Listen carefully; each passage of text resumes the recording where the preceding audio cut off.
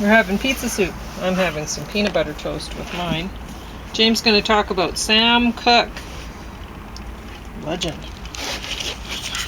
I'm going to talk about The Undoing.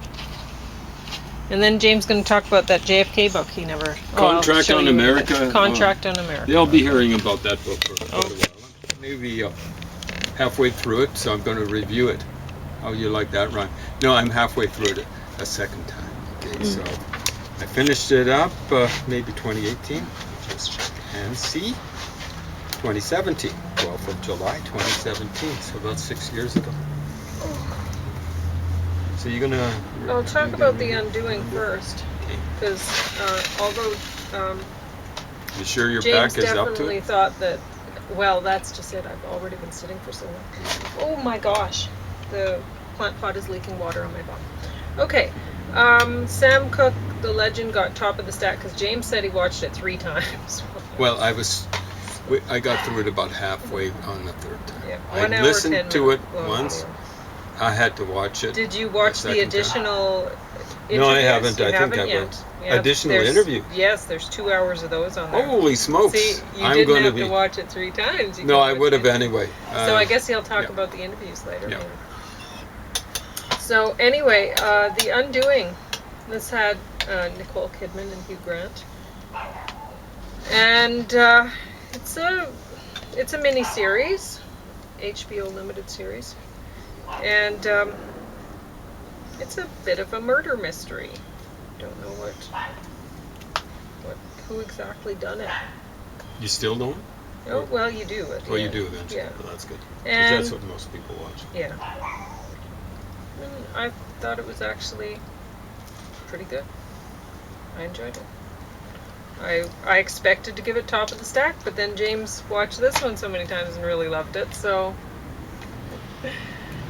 get it. But yeah, if you like watching Hugh Grant and Nicole Kidman, if you like watching murder mysteries, I can't see anybody who likes those things not liking that. It's definitely worth watching. It's a little bit gruesome. There's some gruesome Is it done scenes. in England? Hugh Grant's English, right? Or is it done in the United States? Well, actually, I don't know. I Could assumed that it was... Well, that's funny because her accent in this sounded, to me, it sounded sort of South African. But his certainly sounded English. Yeah. So I don't know where it was supposed to be set, and I didn't really care. So. Yeah, exactly. Anyway, I think she's from Australia originally, but she's actually at least talented when it comes to accents. Her acting has gotten better too. Honestly, I think. Gotta give her credit for that. Yeah, I think she's working at it. When I started playing soccer, I had no technique. I still was alarmingly effective playing soccer because I had such developed cardiovascular, as it turned out, system. But eventually I got pretty good. I figure I put in about 2,500 hours. And well, I think she's a better actor than Hugh Grant. Well, exactly right. I mean, I think she's more beautiful than Hugh Grant too. Well, he was good looking back in the day, but he's getting on in years. I suspect maybe he's a bit of a smoker, but I don't think she's a smoker. She tends to hold on to her look. So we're going to talk about a smoker, Sam Cooke. I don't know if, like he had conventional good looks, at least for a black guy back then. He would have been considered pretty. He hung with... He maybe didn't show the greatest taste in friends towards the end of his life, and it was highly abbreviated. He died in 1964. He was killed in 1964. But around that time, he was hanging with Muhammad Ali, and that's more like a question of zero taste. And Malcolm X, that's a question of negative taste. I mean, Malcolm X was a lot worse than Muhammad Ali was an idiot, a talented idiot. But Malcolm X was just an idiot, an evil influence. He's an evil person. I mean, he hung with evil people, black Muslims, and then he was hanging when he converted to Islam, real Islam. He was hanging, for example, he went over, he did his, I was going to say jihad, but his hijra, however you might mispronounce it, to Mecca, and he was meeting the former Grand Mufti of Jerusalem. How did the Grand Mufti of Jerusalem spend his World War II, much of World War II, in Germany, encouraging Hitler to take over so-called Palestine, really Israel, and kill off the Jews there?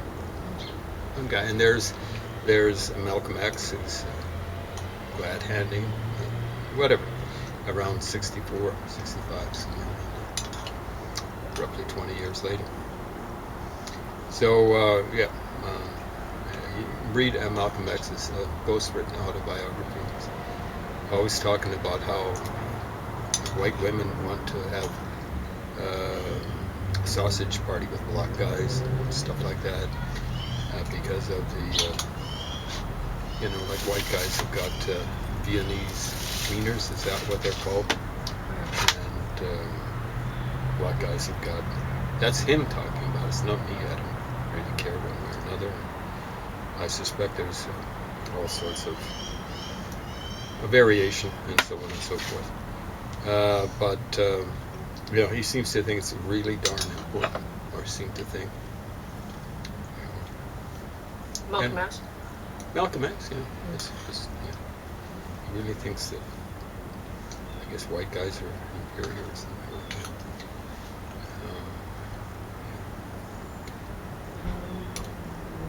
Yeah, I don't think size really matters, and I'm talking about the size of the brain. It's like what you do with it, but it's the brain, that's the organ that's important.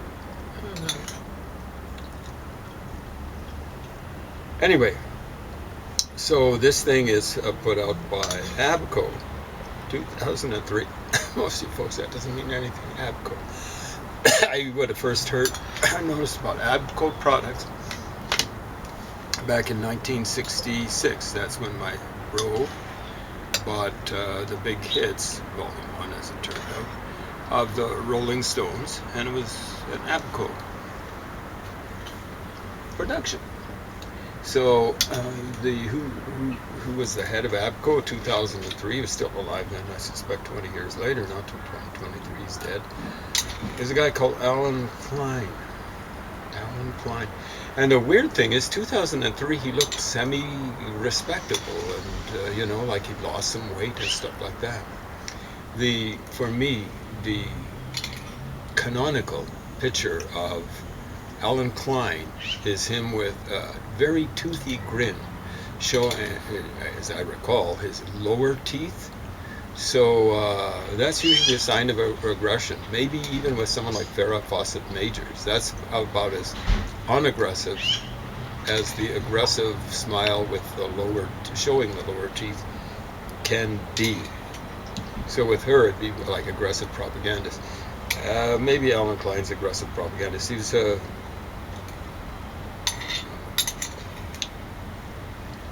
you wouldn't call him a producer. Record magnate, I guess, and maybe the first guy he promised to get royalties, full royalties for, might have been Sam Cooke. He might have been doing it with other people. So this might have been 63, 64. When a group called the Rolling Stones came along, he was looking to bag them, and he bagged them. They weren't with him initially. But, so he came from New York, I think. And he got hold of them.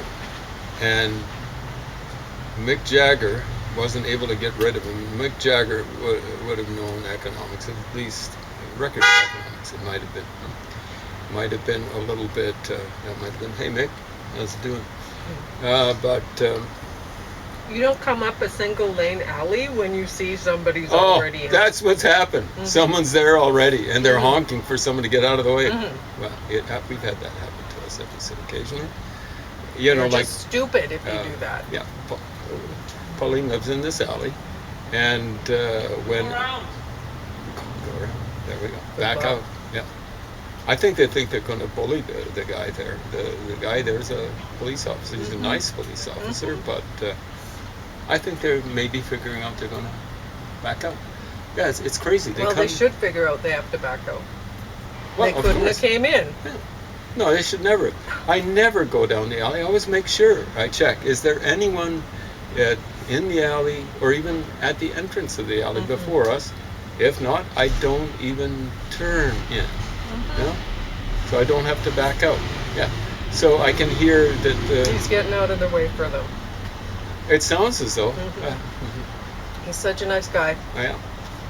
A nice police officer. How often you say that about your neighbors? A nice neighbor. He's got his Volkswagen. He's trying to get it out there. You know, sometimes he has a little trouble starting it. So here you'd be feeling a little bit of pressure. Believe me, he wouldn't feel much. He's. No, I think he probably had his pressure. Of course, he's had to deal with all sorts of people who think they have rights and so on and so forth. Rights that aren't guaranteed by any self-respecting constitution. So yeah, he's backed out.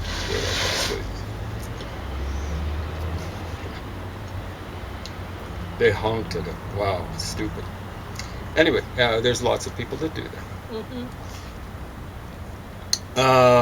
Yeah, there's all sorts of people. They believe in their freedom, dumb.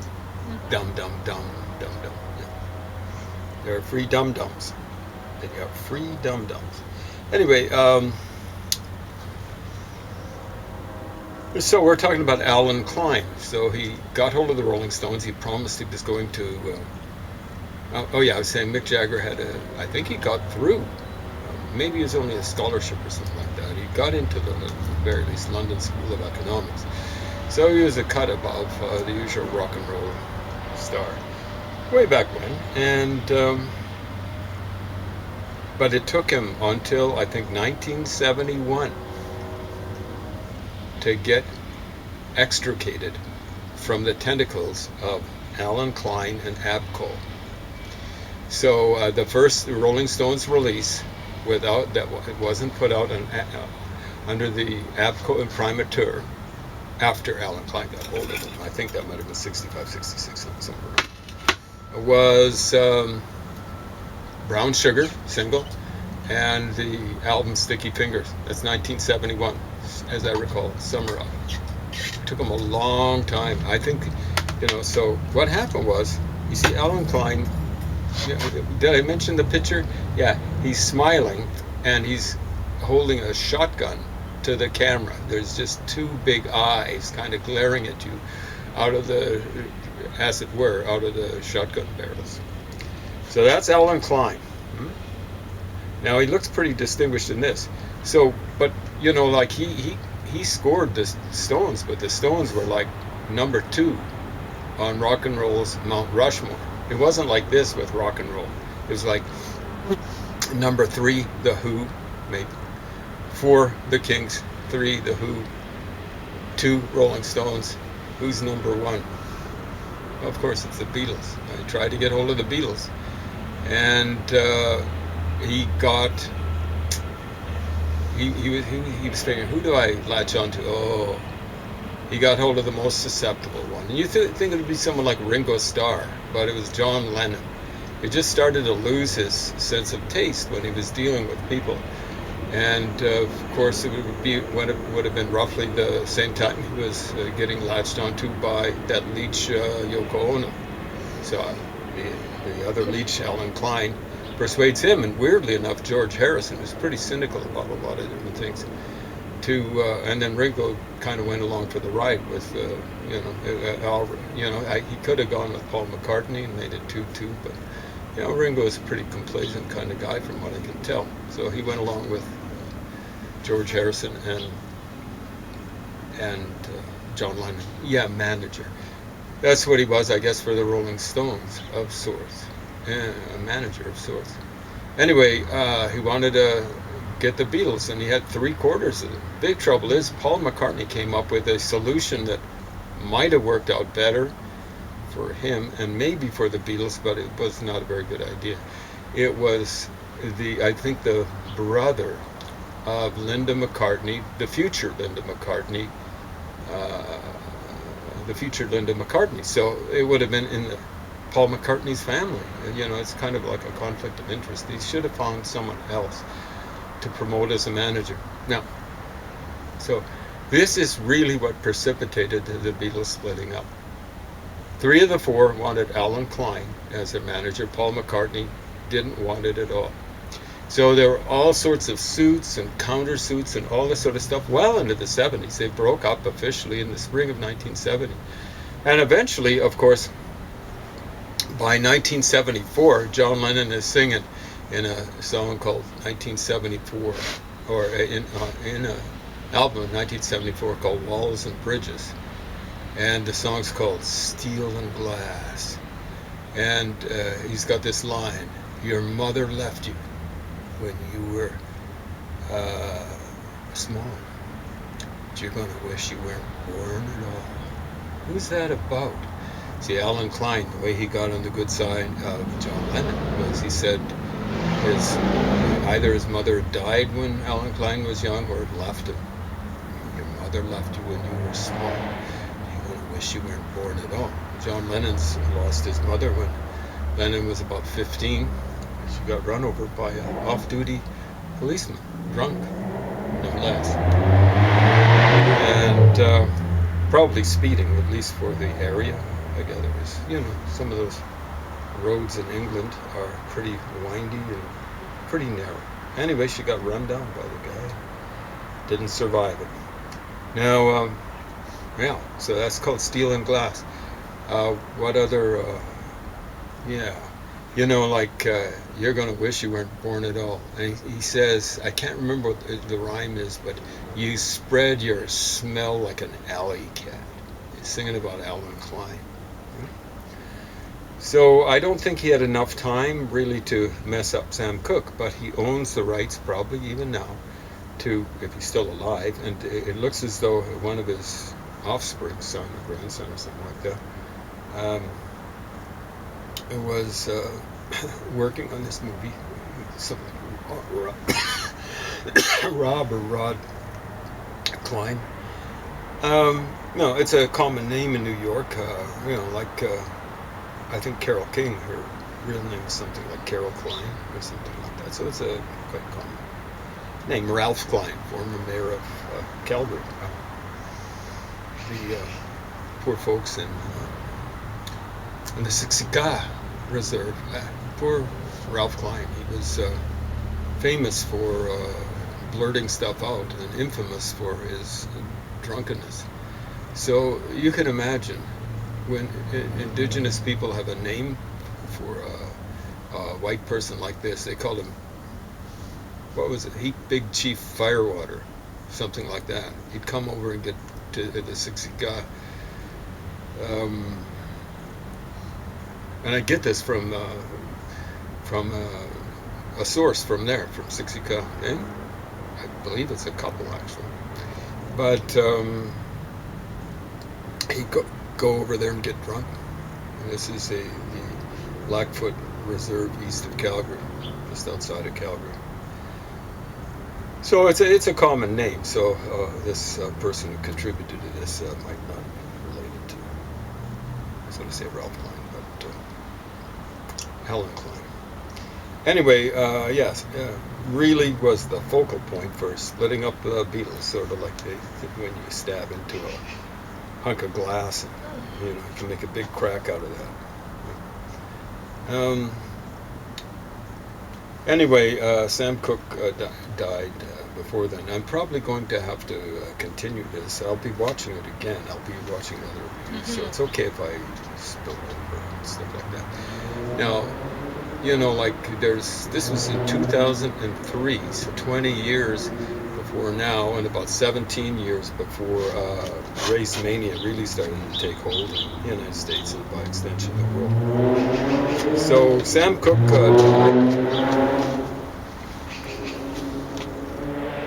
Yeah, you have 10 minutes. 10 minutes. So I'll talk about how he died. I first found out about how he died. It wasn't really on my radar. I mean, I didn't really start following rock and roll until 1964. So we were in Africa, and we moved to Canada in the summer of 1964. And lots of things were happening then. You know, like my favorite boxer back then, right away, was Muhammad Ali. Just that spring, or really winter, Muhammad Ali had won the championship of the world, boxing championship of the world. And I actually didn't like the Beatles. I'd actually heard about them before we came to Canada. Well before, like in '63, because I was born in a British colony. I'd come back to Canada from '59 to '62, and then we'd gone back to Africa for a couple more years. As a British colony, it was then called Northern Rhodesia, as part of a federation.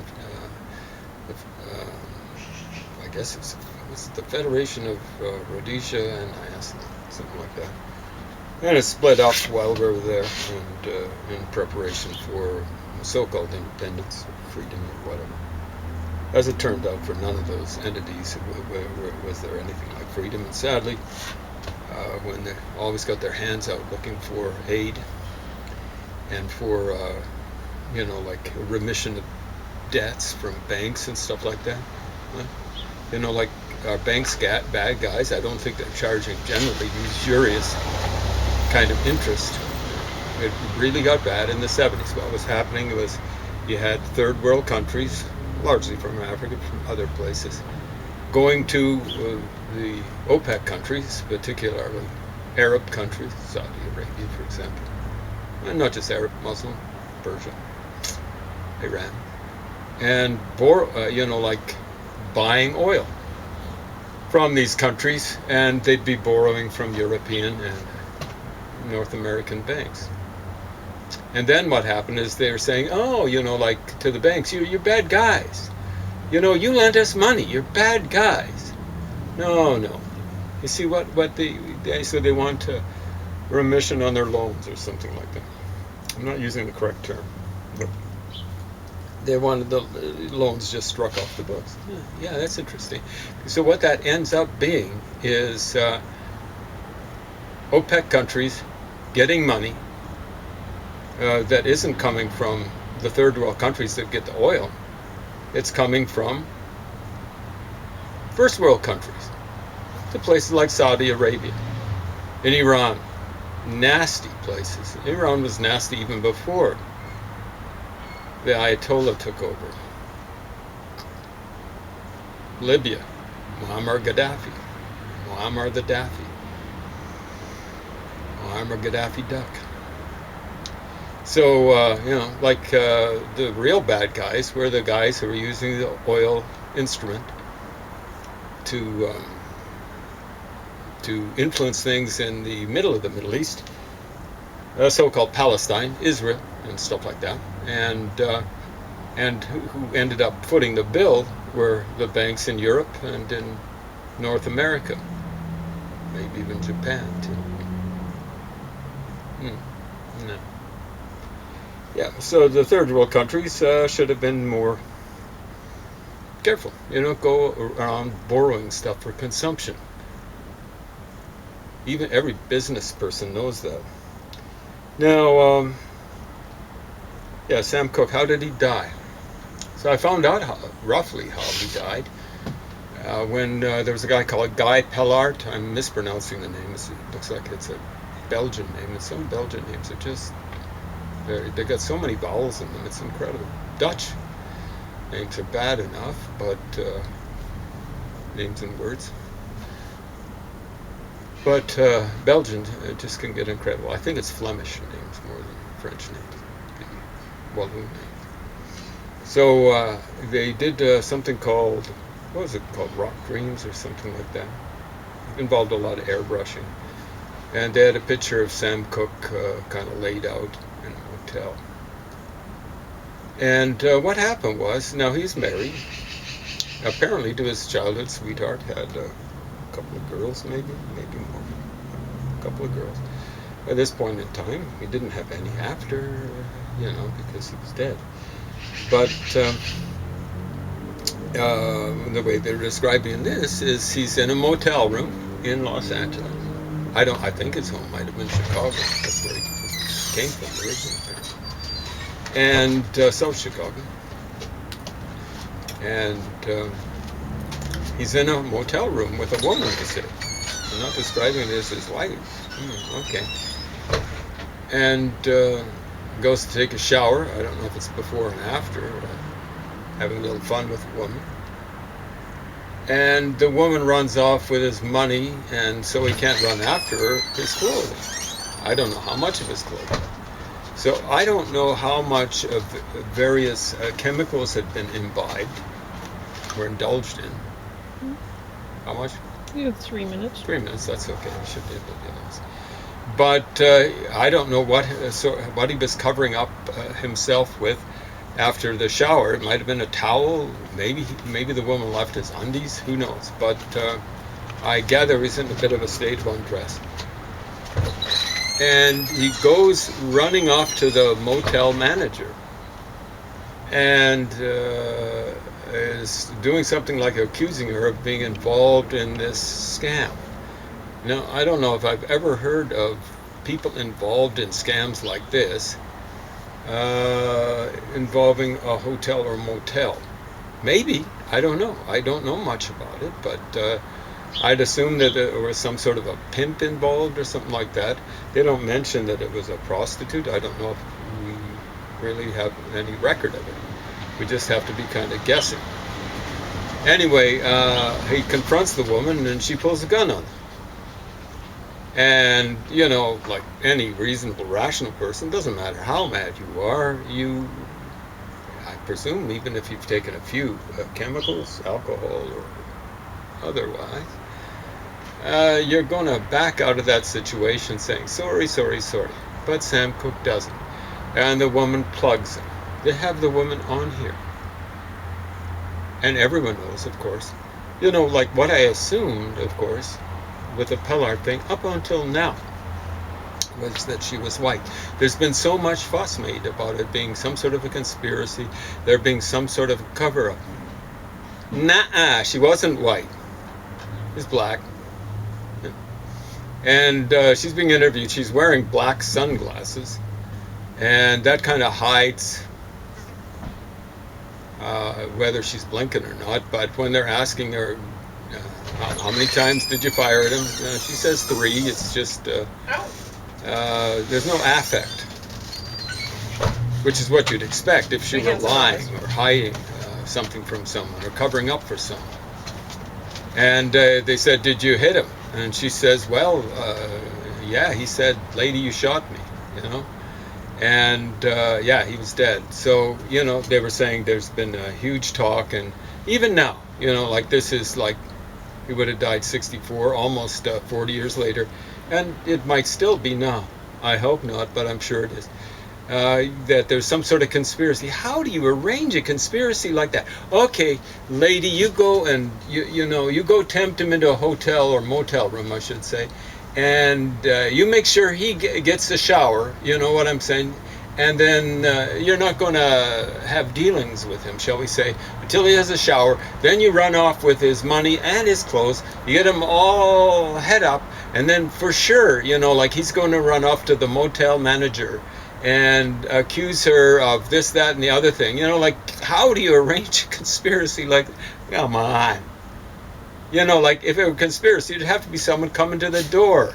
You know, like maybe a fake pimp or something like that, wiping him out, the door of the motel room or something like that. No, no, no. Stop all this stupid talk. You know, I'm going to be talking about it. Maybe his greatest song. It's way better than Redemption